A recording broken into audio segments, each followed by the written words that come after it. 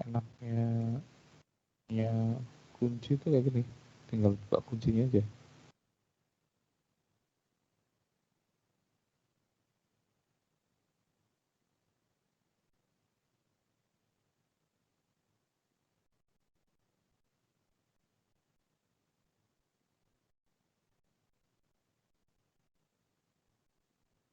Ini ya, P51 ya.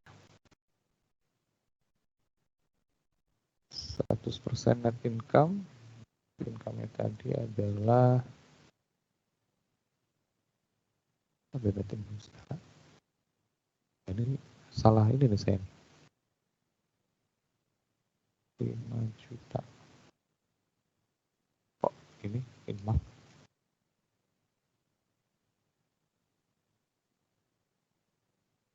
Kok rasa-rasanya kok beda? Soalnya tuh kan beda kan. Saya buka yang lebih operation.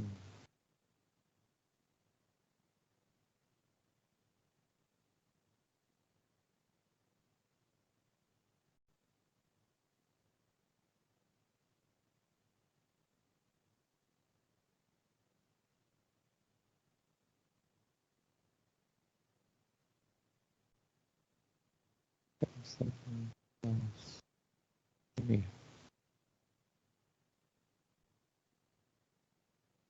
coba deh kita kerjakan ya. Atau ada yang coba boleh share kerjaanmu nggak, Dian? Halo. Oh, Pak. Berarti di screenshot, Pak. Saya ditulis tangan. Oh, ditulis tangan. Iya. Oke. Boleh. Screenshot kirim ke WA deh.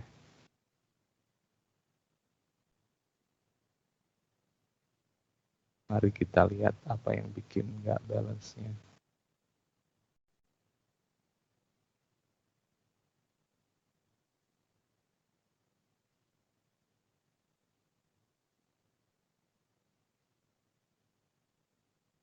Ini kok saya kok beda ya kuncinya dengan ininya.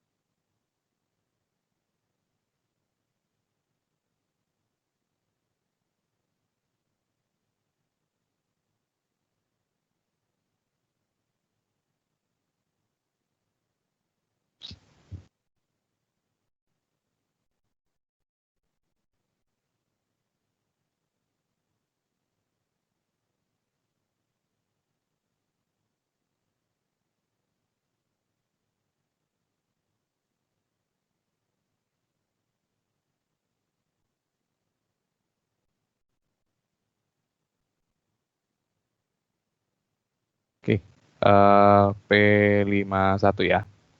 P51 90%-nya itu adalah 3.600.000. Nah, berarti 100%-nya berapa nih?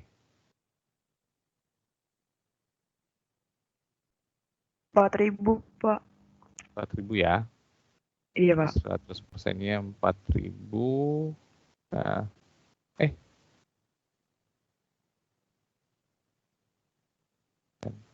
oh berarti ini nggak ada excess ya? Iya, Pak, nggak ada. Nggak ada excess ya? Oke. Kemudian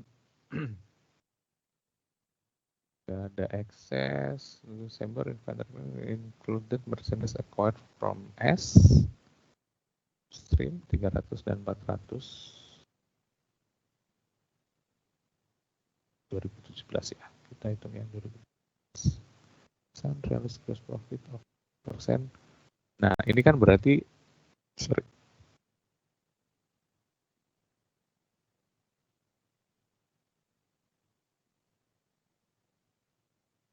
berarti yang ini nanti akan menjadi apa tuh namanya beginning inventory, ini menjadi ending inventory. Sun realized gross profit 40%. Gross profitnya adalah 40%. Oke. 40%. Kemudian penjualannya adalah 2016 sales by Sun Pump.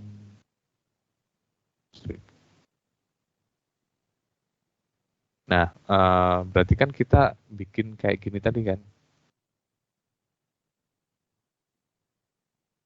Ini nggak enaknya kalau apa tuh namanya?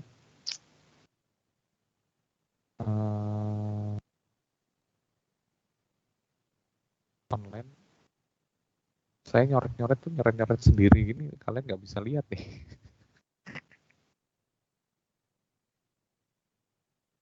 Oh, saya tahu. Berarti jangan share screen, tapi share Windows.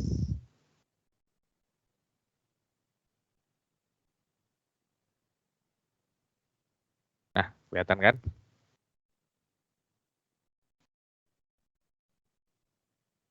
Nah, setelah itu baru kita bikin analisis kayak gini kan. Ini untuk jurnal nomor 3-nya, ini untuk jurnal nomor 4-nya. Dengan kondisi seperti ini. Bahwa, apa tuh namanya, net income-nya Desember 2017. Desember 2017.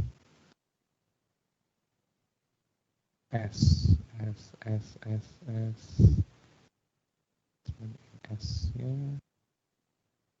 Oh, ini pasti kamu, ini nih, pakainya pasti yang 4356 ya?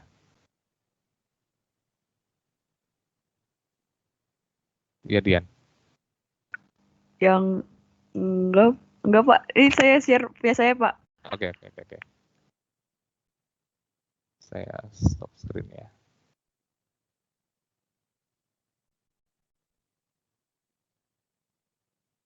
Tiga lima enam investment campaign sales.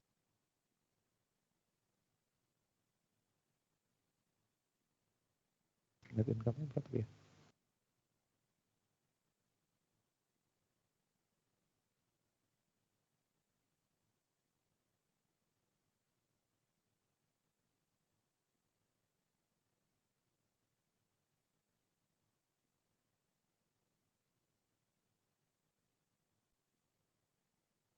Besar di mana, Dian? Di grup AKL Pak. Oh, di grup. Sorry. Saya pikir mau share screen sendiri. sorry. Saya belum buka WA.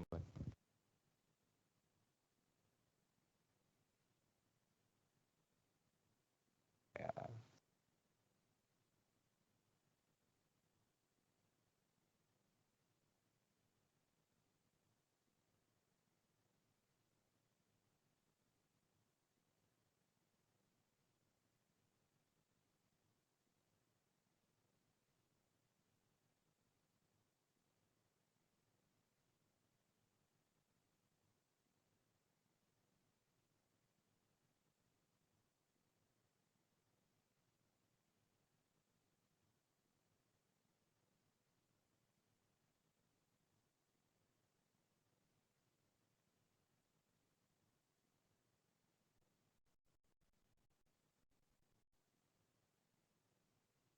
Ini ya. Sorry. Tadi sini nggak.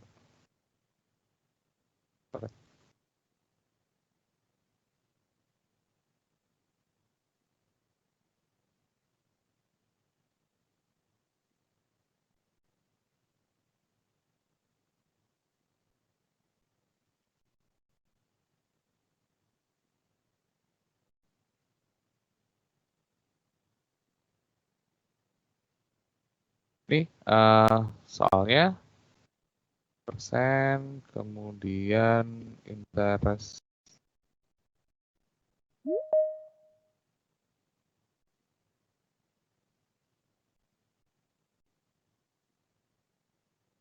Kemudian book value-nya 3.400.000, stok ini nggak ada excess tadi ya, upstream. Kemudian 31 inventory dari S 300 dan 400, ending inventory, terus gross profit-nya 40%. Kemudian ini nilai sales-nya tadi, nilai sales-nya ditanya consolidated income, returning of fund.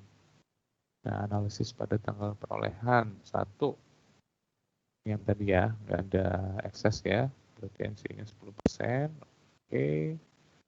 Funds, income, and dividend. Income and dividend. Income-nya berarti kita harus ngitung sendiri kan. Sales dikurangi dengan cost, dikurangi dengan other expense.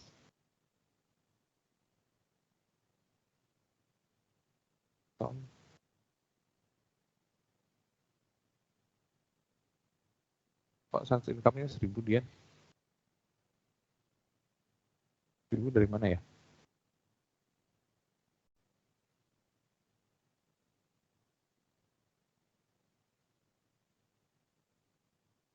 Berapa? 6.400 kurangi 4.000. 1.000 dikalinya nanti 500. Oke.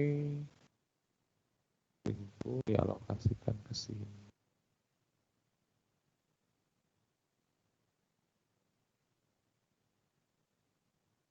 Kemudian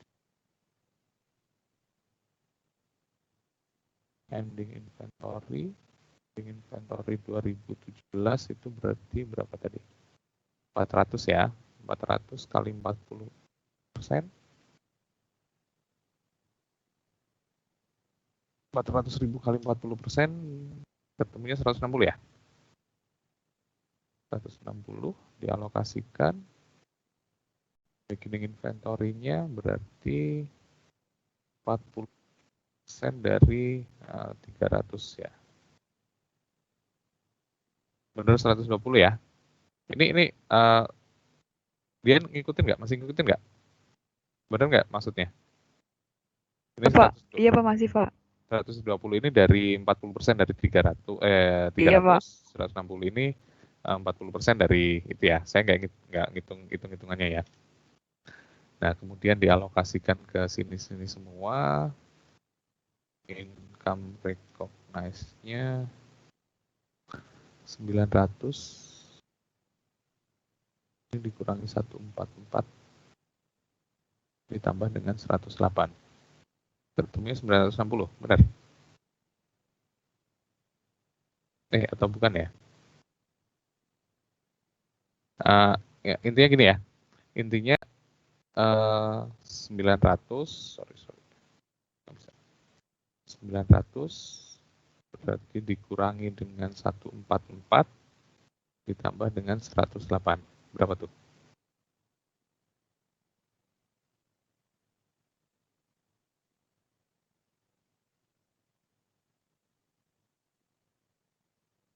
Nah, itu nanti yang akan menjadi penyesuaian untuk income from S-nya di jurnal nomor 3-nya.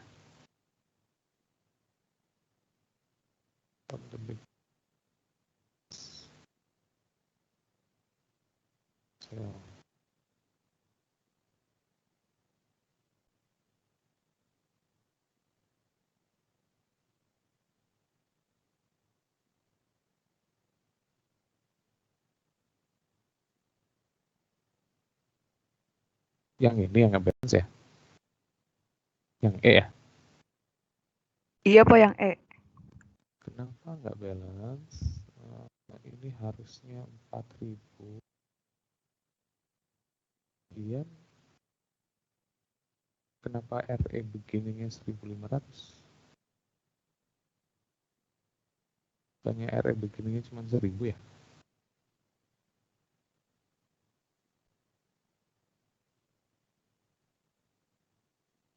Kamu pakai ini ya? RE-nya. 1.500 itu kan ini ending return earning nih di posisi 31 Desember. Sementara yang kita gunakan harusnya yang beginning.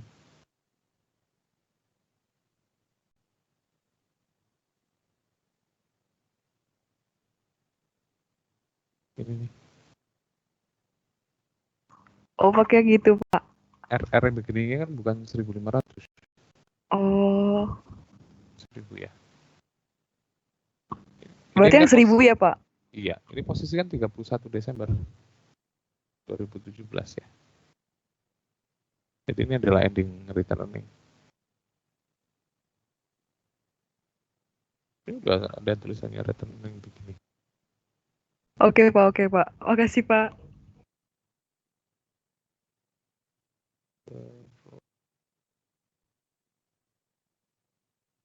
Statusnya tidak ada. Kemudian eliminasi intercompany profit sales. Yang pertama salesnya dieliminasi. Kemudian ending inventory yang unrealized tadi. Cost of sales pada inventory. Ini mengakui beginning inventory tadi ya, 120. Ini mengakui adanya non-controlling interest karena upstream. Kemudian yang ke C, eliminasi income dan investmentnya, income dan dividennya ya. Ini yang dari perhitungan tadi, 464, 450, investment in S-nya. Sehingga investment in S-nya harusnya menjadi saldo awal. Nah, mencatat kepentingan non-pengendalinya yang dari sini nih berarti 100 dikurangi 96, sesuaikan dengan ini. Sudah. Ledger tidak ada, udah selesai, tinggal dimasukkan ke dalam kertas kerjanya. Gitu aja ya, berarti Dian ya? Ya. Pak, yang 1.000 itu bukan itu yang di tahun 2016, Pak? Iya. Di 2016, returning beginning.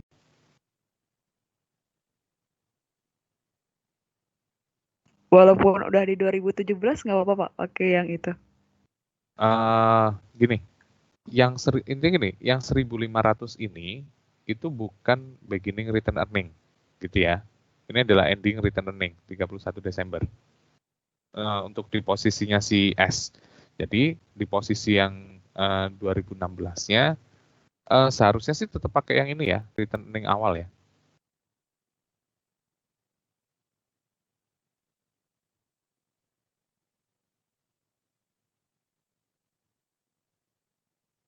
Kalau kita menghitung return earning yang 2016 akhir.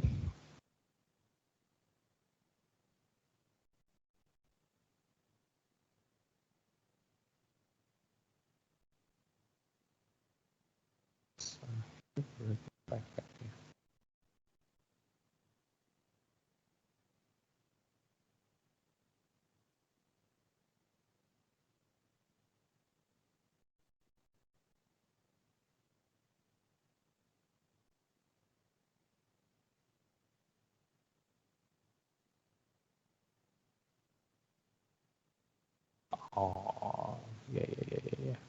Nah, ini penyebab nggak balance-nya sebenarnya di sini nih dia nih.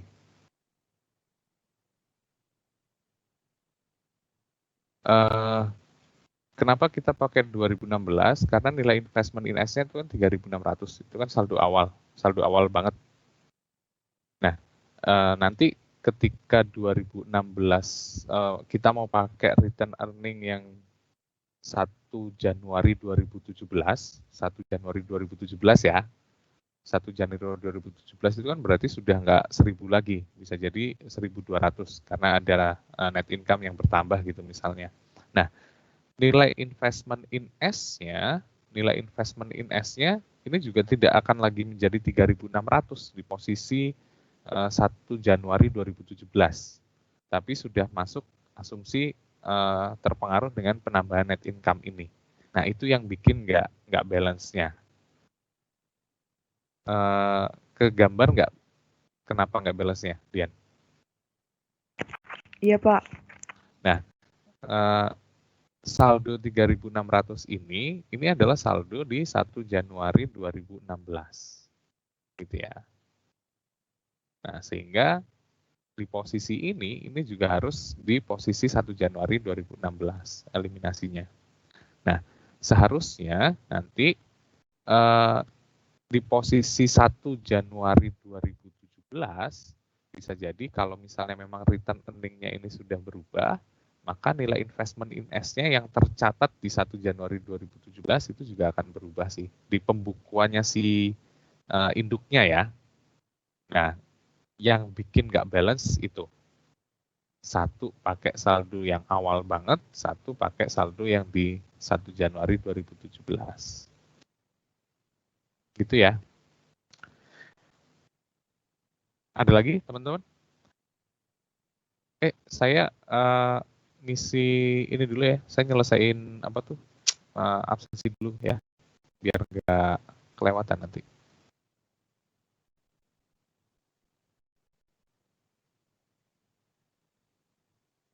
Saya ngisi absensi.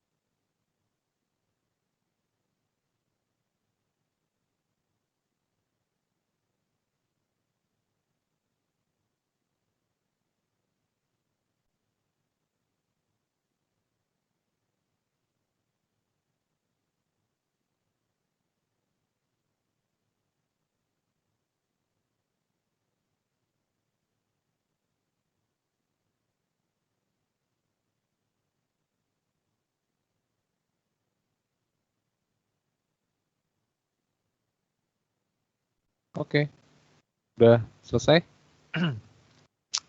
Dah, kelar urusan absen per absenan.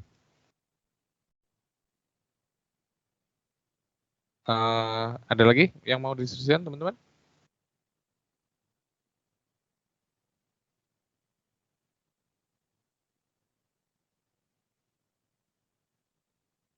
Cukup? Kita mau bahas soal? Si Febri udah nge-share soal. Apa nih, Feb? Soal UAS.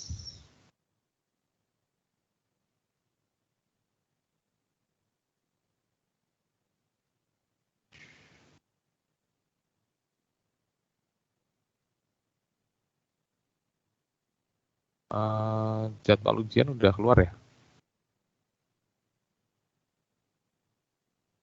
Kalian itu.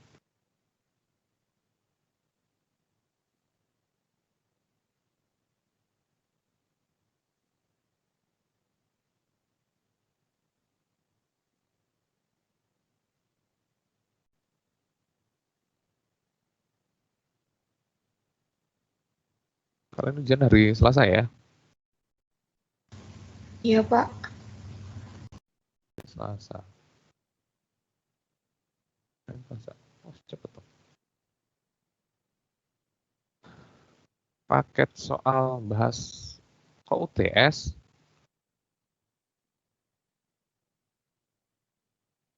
UTS apa UAS nih? Oh, UAS.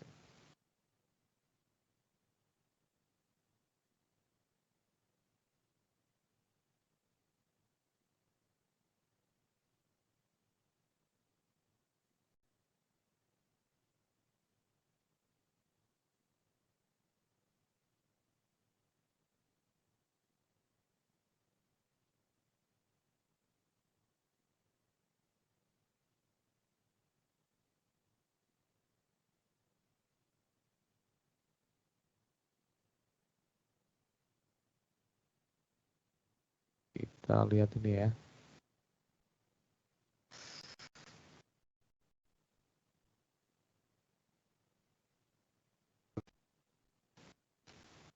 Kalau tahun lalu, ada pilihan gandanya.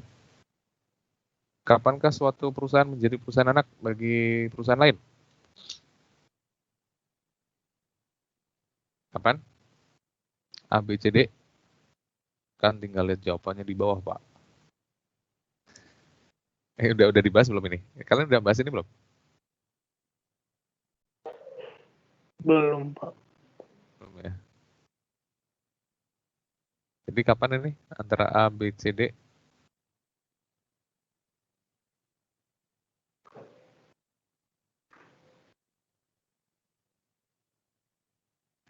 A. Dibeli oleh perusahaan lain. Seluruh net aset perusahaan yang dimilikinya. Yang paling tepat emang yang A sih. Tapi nggak tepat-tepat juga.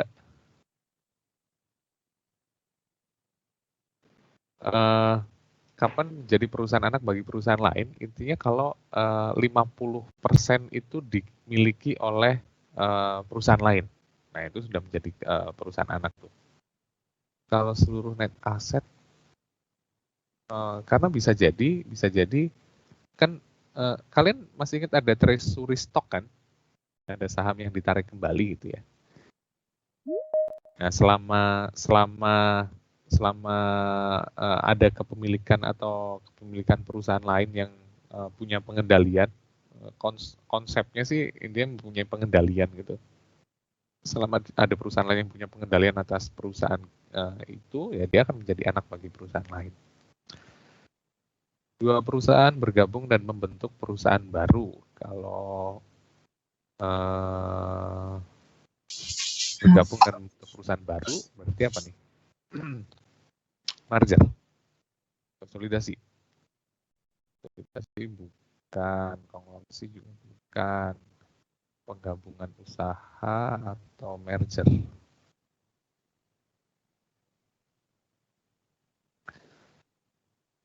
Kalau penggabungan usaha kayaknya bukan merger. Ini istilah merger akuisisi ini juga membingungkan sebenarnya. Kalau di sini kayaknya lebih ke merger kali ya. Pada jawabannya anak-anak.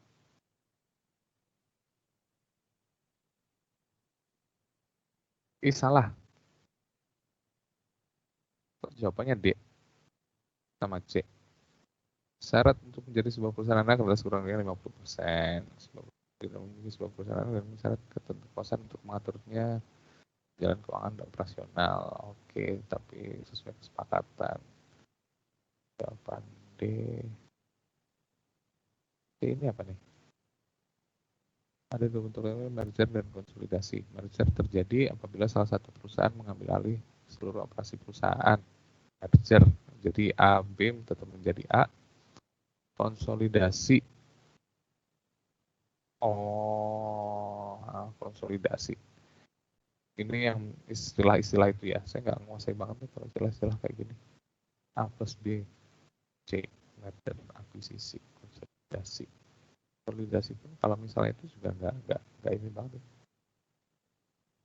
Polling of interest, dan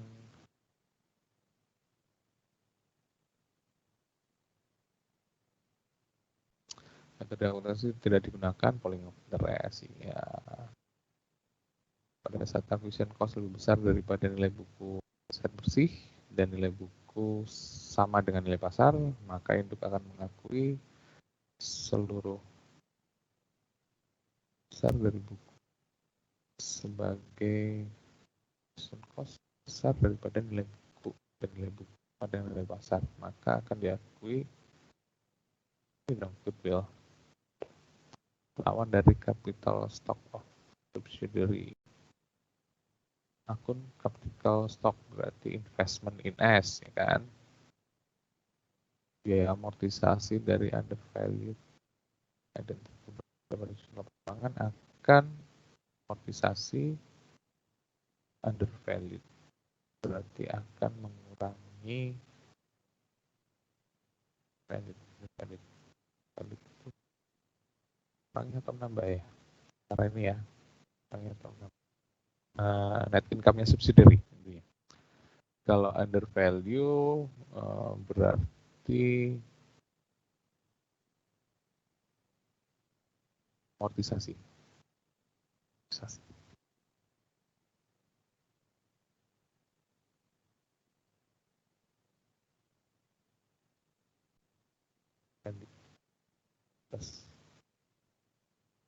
Ya, atas itu ya.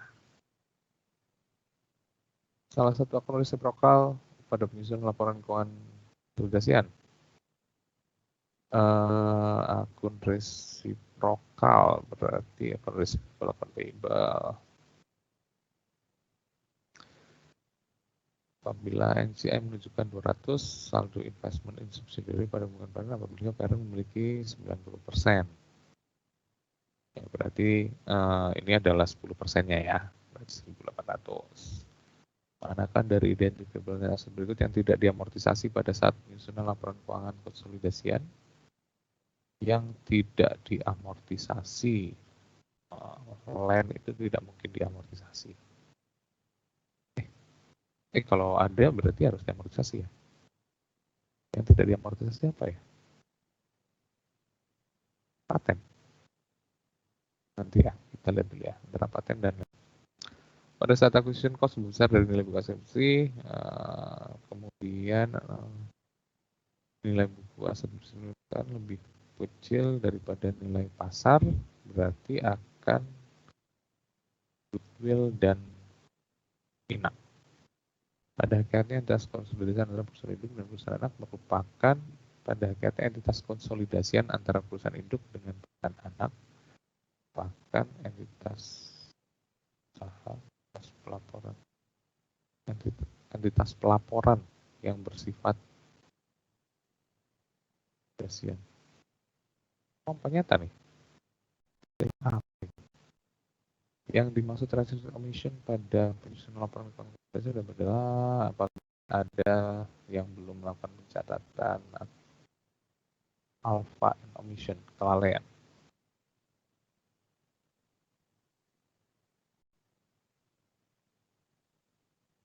yang salah? Salah atau belum?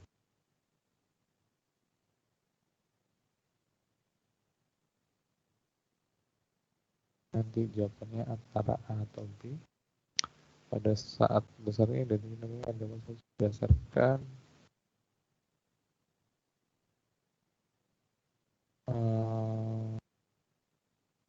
garis lurus karakteristik transaksi yang bersifat intercompany profit antara perusahaan induk dan anak harus dilakukan eliminasi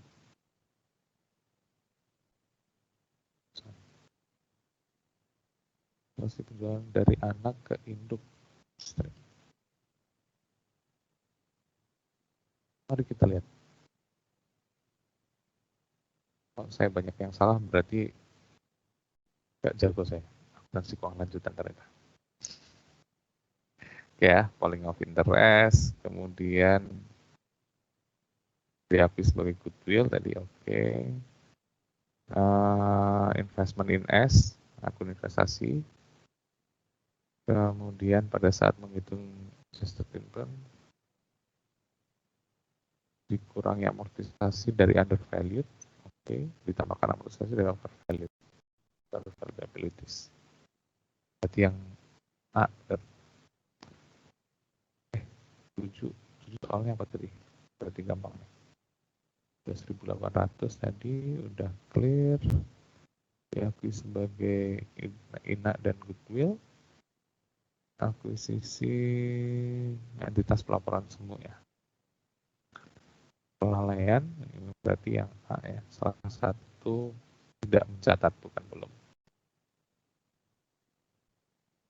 B, ini harus dieliminasi. B, yang upstream. Oke. Kita mau bahas yang mana nih? Soal 2, stock investment. Stock investment, hitunglah goodwill pada tanggal 10 Januari, menghitung goodwill, jurnal pencatatan, nilai tercatat investasi. Ini goodwill berarti kan kayak yang tadi ya.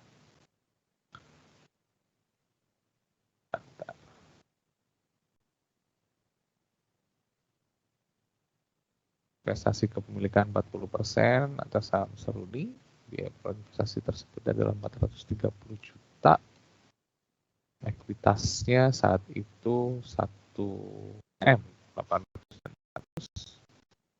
selama 2018, cash dividend, kemudian melaporkan laba bersih sebesar 100 juta.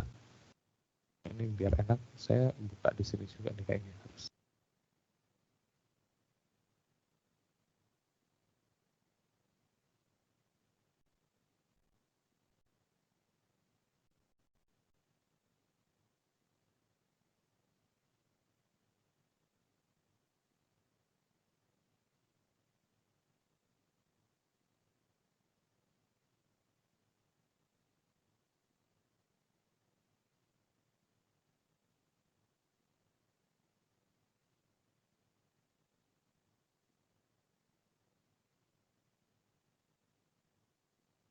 Nah ini kemudian selama 2018 cash dividend dan melaporkan laba bersih. Cash dividend 40 juta, laba bersihnya 100 juta. Nilai tercatat aset dan liabilitas, ini perbedaannya, berarti nanti akan kita alokasikan ke sini. Kan? Berarti yang pertama kita hitung dulu nih. Kalau 40% itu adalah 430.000, kemudian berapakah 100%-nya? Langsung ke sini deh, biar cepat. Nah ini ya, jadi 430 juta adalah 40%-nya, kemudian ekuitasnya 1 juta, ini yang diketahui tadi.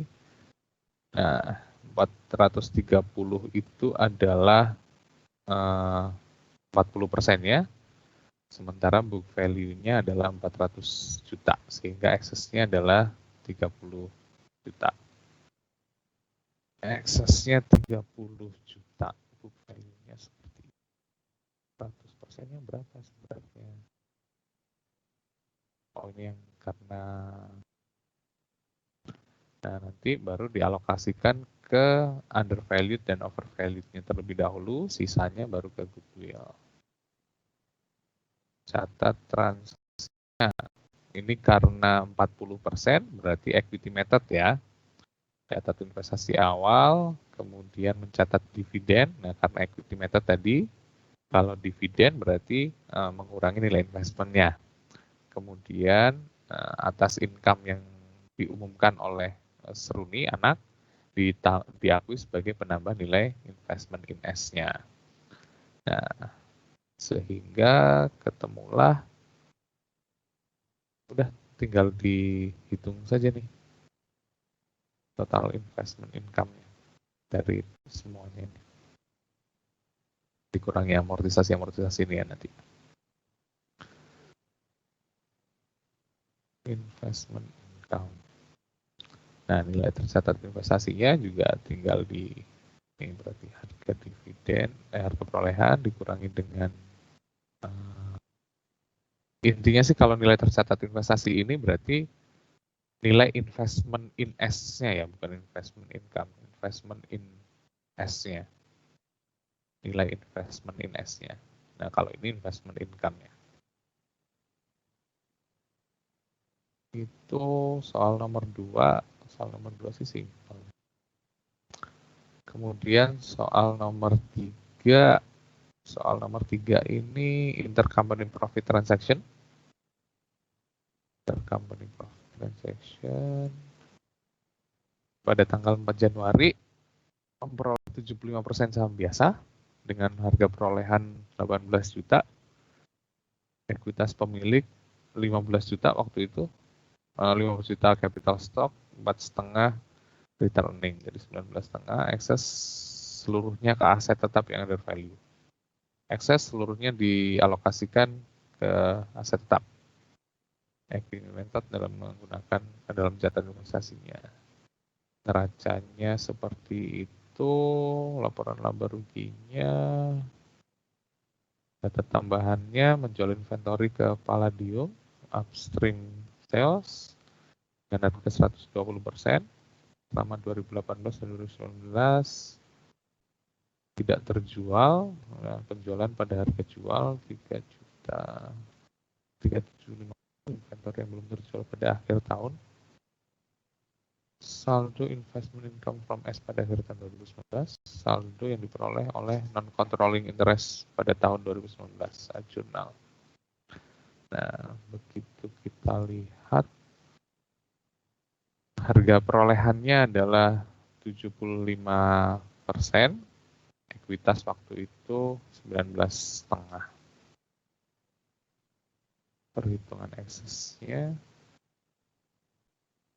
bener 18 ya? Tadi kayak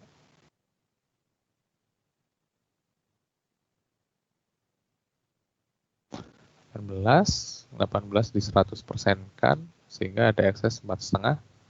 4,5 semuanya dialokasikan ke aset tetap ya. Excess cost plan aset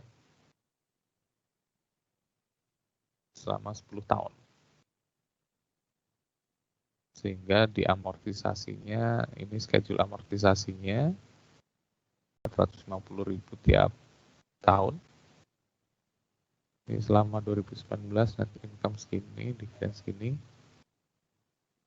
Penjualan upstream 120%, ending inventory belum terjual, dia akan menjadi beginning, ini menjadi ending inventory. Nah, kemudian kita bikin analisis yang seperti biasa kemarin, yang di slide-slide tadi, ya kan? Net income 150 dikurangi dengan amortisasi, sehingga adjusted income-nya 600. Kita alokasikan ke sini. Bukan cuma 75 atau 70 sih? 75 ke Palladium, 25 ke NCI. Kemudian ending inventory yang ini tadi ya berarti. Mana ending inventory 1440. Nah, berapakah 20%-nya? Harga 120% dari HPP. Berarti 20%-nya harus kita defertkan, kita eliminasi. Kita alokasikan. Beginning inventory-nya ini ya, 720. Berarti 20%-nya sudah terrealisasi. Ditambah income recognized. Ini menjadi apa nih? Ini jurnal nomor 3, ini jurnal nomor 4. Income from S, kemudian ini memunculkan non-controlling interest. Tambahan saldo, biar mendapat tambahan saldo sebesar 120.000 dari sini ya. Jurnal penyesuaian, ini yang kayak tadi. Eliminasi penjualan, menangguhkan ending inventory, mengakui inventory awal. Ini dari yang perhitungan ini ya. Eliminasi income dan dividennya, ini dari sini. Kemudian berikutnya nanti dari sini yang jurnal nomor 4-nya. Controlling interest, kemudian eliminasi akun resiprokal. Nah, investment in S. Nah, ini yang kasusnya si Dian tadi, ya kan?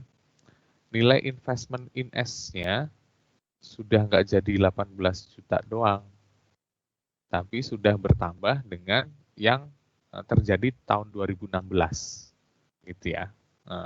Terjadi di tahun 2016 sudah disesuaikan dengan transaksi selama 2016 sehingga saldo investment in S-nya di awal periode di 1 Januari 2019 sudah menjadi 18.337.500. Nah, nanti berarti return earning yang di sini ini juga bukan lagi tidak lagi berapa tadi 4.500.000, tapi sudah disesuaikan dengan yang terjadi selama 2018 kalau dalam contoh ini. Kalau yang P51 tadi berarti sudah terjadi yang selama 2016.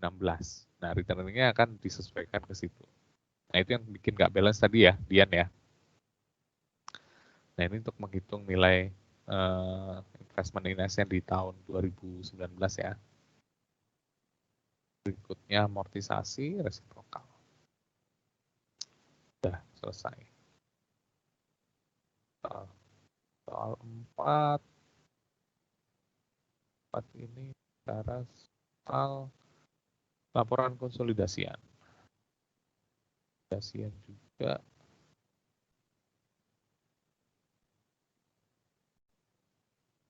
Konsolidasian 80% S, EP membeli 80% S, 1.200.000. Modalnya waktu itu, nilai bukunya capital stock-nya 1 juta. Seluruh aktiva sub dicatat pada nilai wajarnya, kecuali inventory undervalued. Terjual seluruhnya di tahun 2018, undervalue equipment sebesar 150.000, undervalue building, dan goodwill sisanya. Oke. Ini sama seperti soal sebelumnya ya sebenarnya ya. Belinya tadi 1.200.000, sehingga itu 80%, sehingga 100%-nya adalah 1.500.000. Ada excess 500. Excess 500 tadi dialokasikan terlebih dahulu inventory, equipment, building. Nah, sisanya ke goodwill. Ini tinggal dibikin apa tuh namanya? Schedule amortisasinya. Inventory terjual semuanya, equipment berapa tahun tadi? Equipment 10 tahun, buildingnya 25 tahun. Berarti ini nanti amortisasi di periode itu 50.000. 10 tahun berarti 15.000. 5 tahun berarti 10.000.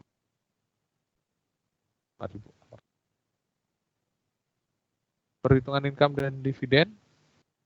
Net income S 400.000. Kemudian amortisasi tahun 2018, tahun 2019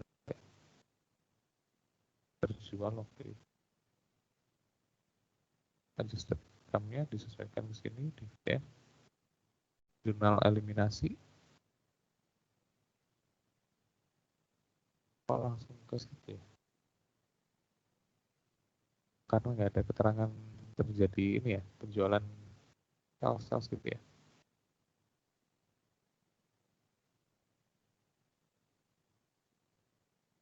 Nggak ada transaksi antar perusahaan ya di sini.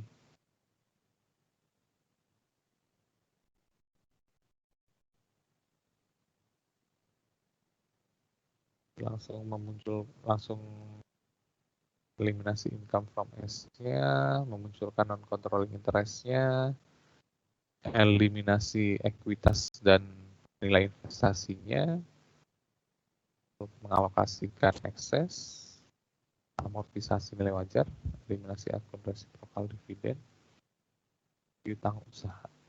Ada keterangan piutang usaha.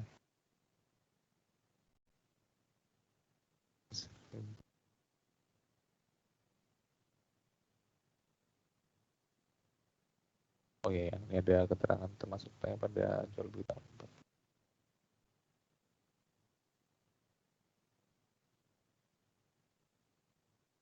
Udah, tinggal masukin ke kertas kerjanya doang. Oke, teman-teman. Halo. Ada yang mau didiskusikan?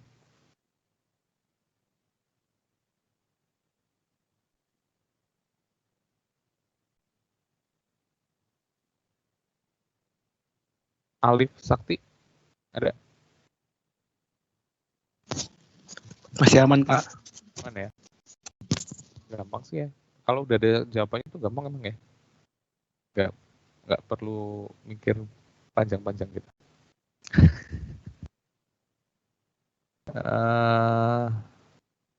Tadi saya manggil Made ya, Made suara Dika.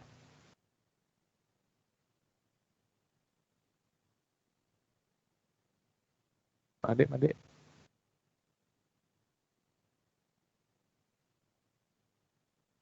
Adik gede. Gede Naswar Andika.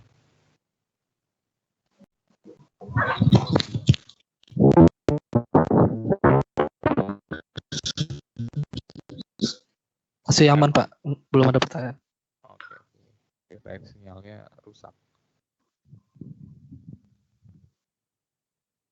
Febri? Ada pertanyaan, Feb?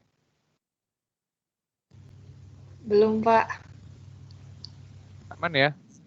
Nanti kalau misalnya menemukan kesulitan lagi, nanti kita diskusikan di grup, nggak apa-apa ya? Siap, Pak. Harusnya sih, itu tadi yang saya sampaikan bahwa materi kita kali ini tuh nggak banyak sebenarnya. Nah, saya cuma khawatir kalau keluar soal konsep yang kayak tadi tuh, pilihan ganda, teori gitu. Mudah-mudahan sih enggak ya. Kayaknya sih enggak. Agak, karena istilahnya itu agak rancu gitu. Istilah di manajemen keuangan, istilah di akuntansi keuangan, istilah di finance itu bisa berbeda-beda. Kayak contoh tadi konsolidasi, merger, akuisisi. Kalau nggak salah dulu sempat, oh iya, di awal-awal mata kuliah memang di doktrin sih. Oh, untuk akuntansi keuangan, kalau konsolidasi berarti ini pengertiannya. Kalau merger ini pengertiannya. Nah, itu di finance, di bisnis itu bisa jadi beda-beda memang ya. Oke, kalau udah nggak ada pertanyaan lagi, cukup.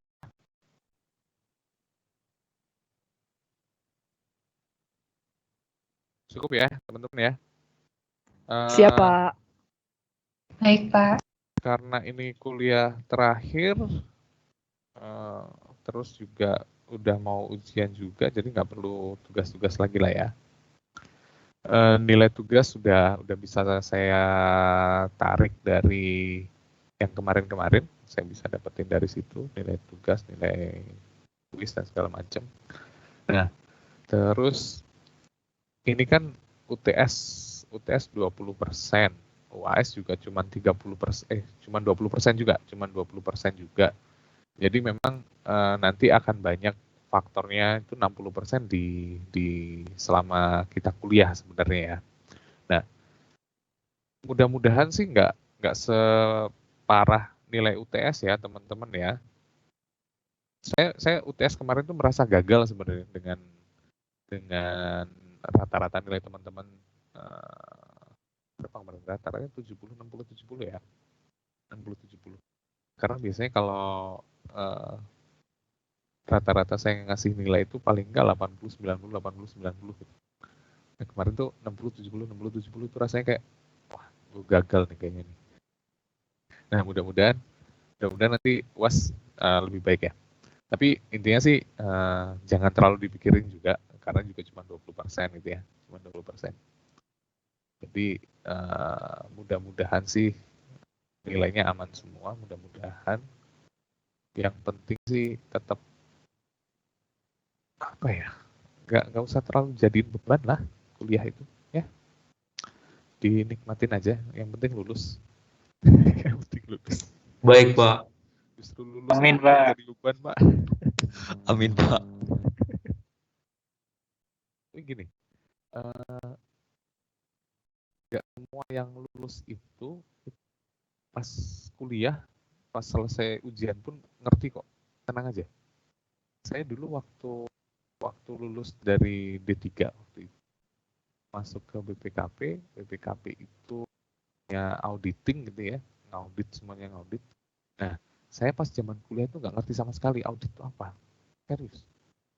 Karena apa sih auditing ini? Nggak ngerti bentuk apa, dan apa yang dikerjakan tuh nggak ngerti sama sekali.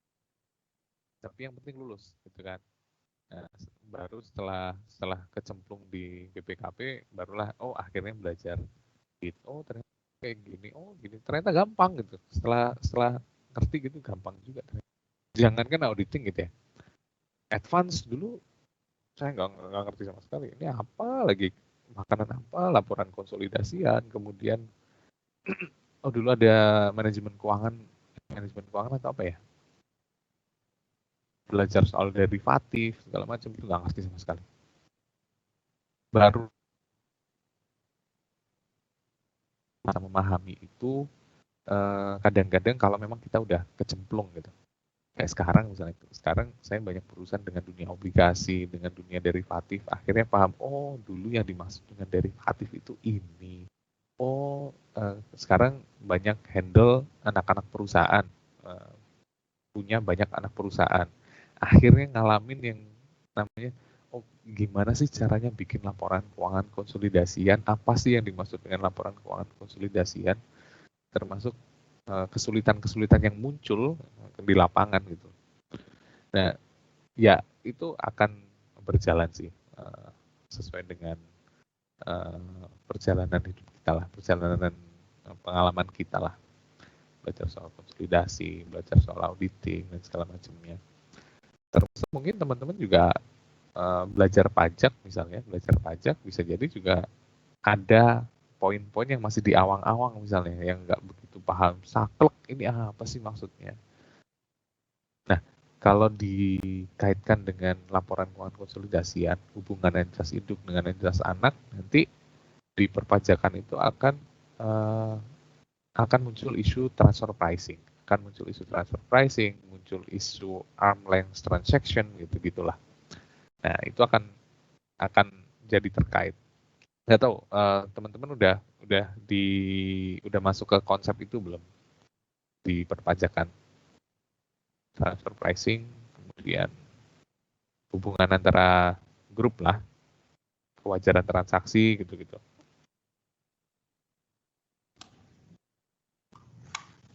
Di pajak belum, Pak, tapi di proses bisnis, Pak. Proses bisnis ya. Nah, itu nanti akan muncul isu perpajakannya tuh sebenarnya. Terus nggak tahu ya kalau misalnya ada perpajakan lanjutan gitu nggak ngerti ya. Tapi yang masih transfer pricing gitu-gitu tuh itu menjadi area untuk WP, wajib pajak, untuk mengoptimalkan nilai pajaknya. Saya sekarang bicara mengoptimalkan nilai pajaknya. bukan mengecilkan nilai pajaknya ya. Tapi karena gini, kalau kalian kuliah di STAN itu ya, apalagi kita di STAN, apalagi kalian D3 perpajakan, jadi ketika kita belajar pajak, doktrinnya udah jelas. Oh, doktrinnya kita sebagai fiskus, ya kan? Sebagai fiskus. Ketika kita didoktrin sebagai fiskus, pola pikirnya kira-kira apa yang dibangun? Yang paling utama. Bagaimana meningkatkan penerimaan perpajakan, kan? Bagaimana dapat penerimaan pajak yang sebesar-besarnya. Itu yang terdoktrin. Percaya atau tidak, itu yang terdoktrin di kalian saat ini. Nah, jadi semua aturan perpajakan, semua undang-undang ketentuan perpajakan itu diarahkan di dalam otak kita, itu terdoktrin bagaimana caranya perusahaan dapat penerimaan perpajakan yang paling gede, kan gitu. Itu yang terdoktrin. Kalau nggak percaya, nanti akan terbukti kalau kalian sudah pernah kuliah atau belajar pajak di luar STAN. Kayak, ya, kenapa saya bisa bilang begini? Karena saya sudah mengalami ini. Ketika saya kuliah di STAN, memang doktrinnya ya saya sebagai fiskus gitu. Pola pikirnya memahami undang-undang, menafsirkan ketentuan itu di titik, di posisi saya sebagai fiskus yang berkewajiban untuk meningkatkan penerimaan perpajakan.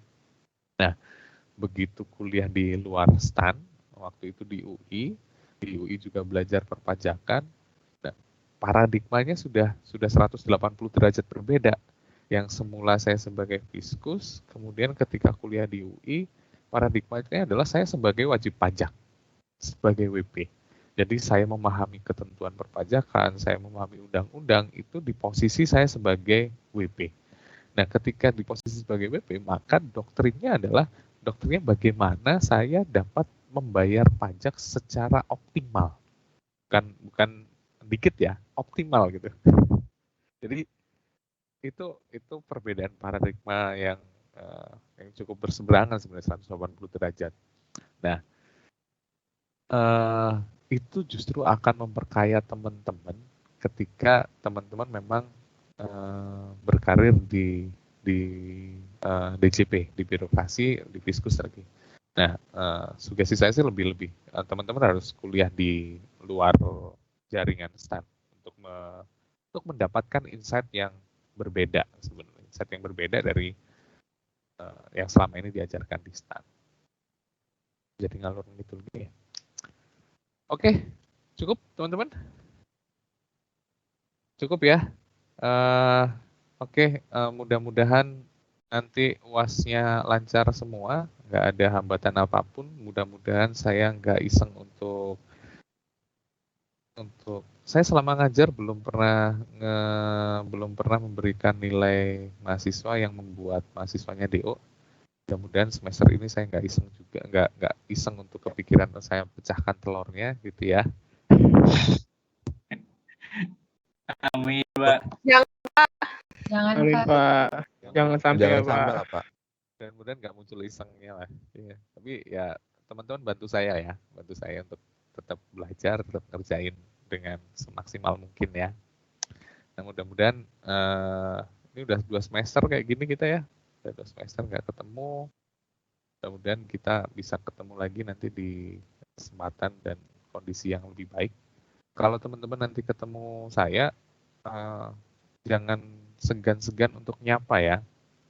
Kalau kalian kan pasti hafal muka saya nggak hafal kalian satu persatu. Nanti kalau ketemu di jalan jangan segan-segan untuk nyapa. Oke? Baik, Pak. Siap, Pak. Oke, Pak. Saya mohon maaf kalau misalnya selama 1 semester ini ada kata-kata, ada tingkah laku, ada yang kurang berkenan buat teman-teman. Mudah-mudahan dimaafin ya. Nah, mudah-mudahan apa yang kita pelajari selama ini itu bisa bermanfaat buat teman-teman semua. Terharu jadinya. Itu aja. Ntar jadi lebay. Thank you. Selamat pagi, selamat siang. Assalamualaikum warahmatullahi wabarakatuh. Pak, izin Pak. Waalaikumsalam. Waalaikumsalam.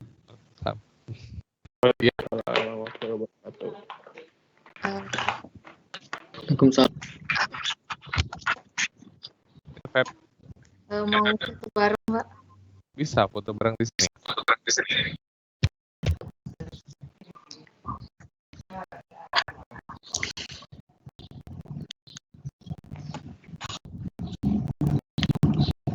bisa sih. Pakai ini nih.